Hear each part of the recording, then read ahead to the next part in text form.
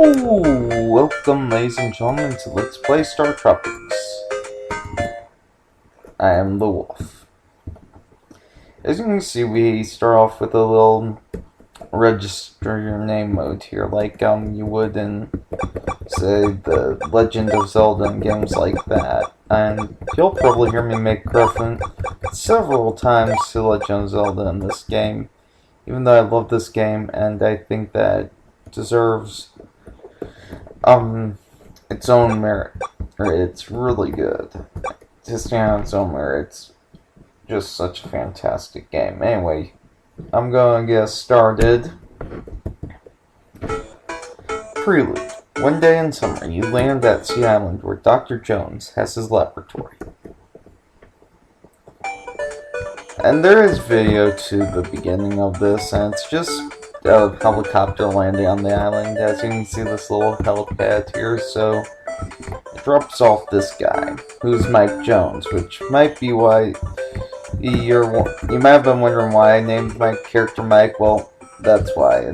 His name's Mike Jones, and I like doing that a lot of times with characters in games, especially if I know their name. I'll just be like, yeah. So, you know, Erdrick for Dragon Warrior, and Link for Legend of Zelda games, Mike for, Startropics. And you'll see me going around this town here, talking to all these people here. And the reason for that is I can't progress the game until I talk to everyone here. Exception being this guard. I don't have to talk to him. But I'm going to, just so you can get that plain line of, who are you? Stay away from here. Most of them don't have interesting things to say. Like, she had something interesting to say about how, your uncle is solving a puzzle, and some of these guys say stuff that relates to later on in the game, like, Mike, you're an ace pitcher right here. Show me how to throw a fastball sometime. You know, you'll see reference to that some throughout here, but the whole baseball thing won't come till way later. And then there's a whole fishing thing.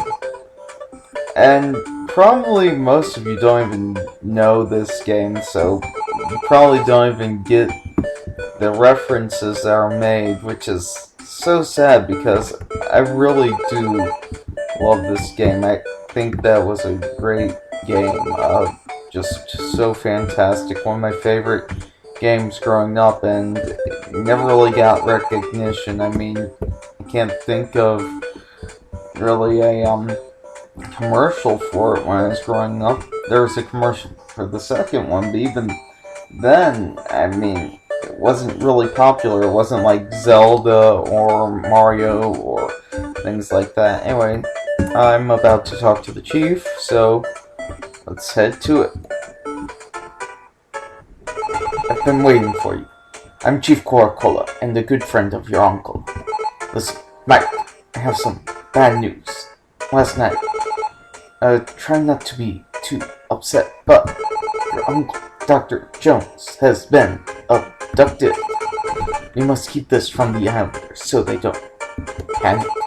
You are the best hope of rescuing Dr. Jones. I don't know what to do. Can you help? Now, it gives you an option to say yes or no. If you say no, he'll just repeat that you're the best option, so you might as well go on and say yes. Good, you're brave.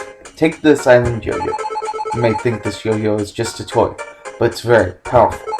Mike, you're an ace pitcher. Use it. You've got a yo-yo! Mike, it looks peaceful around here. But in the dark below, many monsters have appeared these last few years. Don't let them get you. Mike, the fate of your uncle is in your hands. Find a tunnel in the village and hurry to Dr. J's laboratory. Not the fate of my uncle! Oh wait. Why is... why am I bothered about this? It's not like I'm saving the world or anything, right? Nah, okay, come on. You know, you'd save your uncle no matter what. And here we see the shaman, sister of the island chief. And if you ever die in this game, you'll, like, not die once, but if you ever get to the point where you've lost all your lives, you'll see her again being like, do not give up, remember the Southern Cross strengthens you, and things like that. And now we're thrown into really the action part of the game, where you'll see stuff, and as you can see, it looks kind of like Zelda in a way, with maybe with like the overview type thing of the room and whatnot, and your enemies walking around in it. It's one of the few games that I've seen do that. These first enemies that you come across here are slugs, and they're your basic enemy, you know. The only way they're gonna hurt you is if you run into them. And, well, let's face it, you'd have to really be trying to run into one of those slugs a lot of times. And as you saw before in the previous room, one of them dropped a star, and the enemies will occasionally drop things from time to time, and you can collect them. And each one has a different thing that it does, but the only things that they drop are stars and hearts, really. Stars, if you collect 5 of them, will replenish a heart, and heart piece automatically replenishes a heart. And it's in case, you know, you get hit or something like that, you know, just basic stuff. And as you see, we start off with 3 hearts, very similar to Legend of Zelda games, where, you know, you start off with 3 hearts, and there's even something that we'll find later on that will make me mention Legend of Zelda yet again. And this other enemy that you've seen me come across so far is a rat. Just, no real set pattern to those. They'll run around, then move in a little circle, then move around again. So, not a whole lot to them. Now we're in this room where it looks like you have 2 ways to go, but really, the way you want to go is up here. And you'll be coming across several secret exits in this game from time to time, so just, you know, I'll be your guide, I'll help show you the way, and really, I suggest this game to you people highly if you're watching. I mean, it's just so much fun, there's so much to it. And now we come across the bats, which, you know, they're bats. And some of you may have noticed that Tiger is not commenting with me at the moment. Well, to be honest, Tiger sucks. Nah, I'm just joking. Tiger is asleep at the moment, and he doesn't know too much about this game, so really he won't be able to throw much commentary into this game anyway. He won't be able to tell you certain things. He'll just sort of be like chipping on. Okay, so this music you hear right here is whenever you're in a place with like healing things, like a special area. You'll see it sometimes with, they'll have just hearts, and sometimes they'll have these things, which are medicine bottles, which replenish your health. Very similar to the red medicine bottles from Legend of Zelda. And this music here comes from when you're supposed to be in like an intense area, you know, like deeper in dungeons, things like that, close to the boss or things like that. This music pops up. And it's really kind of interesting the way they do it. Minor keys try and build you up, tense you out, and now we're to the boss, which is the Serpent of Sea Island. And as you saw, he shoots out flames from his mouth, which is why we have these little jumping pedestals to the side so we can just jump on them as not to get hit.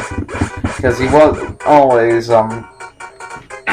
just open his mouth and keep it open for us. Sometimes he does, but a lot of times he'll spit out fire. I think it depends, but this guy is just such a fascinating thing to see. First boss and all of the game, and already it feels like it's going to be an epic sort of game. And you notice I didn't use a medicine bell there. I was debating it, but it's like, well, he doesn't have much more anyway, and usually I would go up against that boss without getting hit, but it doesn't matter. Now we get this little scene of how every time that we're done with the level, we'll go, wow, you've done it. Now saving, blah, blah, blah, blah, blah, so on and so forth. And now we're back in the overworld, which I didn't really mention before, but there's not a whole lot to this thing. I mean, there's not a lot to be done. Mostly all that you're going to do in this game will be in caves and whatnot. Hi, I'm Babu, Dr. J's assistant. Mike, you know Dr. J has a submarine called Subsea. Okay. Why is everything gotta deal with sea here? I'm just joshing. Anyway, so Babu here gives you an ID code and says that he's afraid to mention what's going on, and the ID code is for the sub, and all the ID codes that you get for the sub deal with important dates in American history like 1492, 1776, so on and so forth. I'm not sure how many you actually find. There might just be the 2, but I don't remember off the top of my head at the moment. And basically that's the first level. That's all there is to it. So I'm going to cut us off.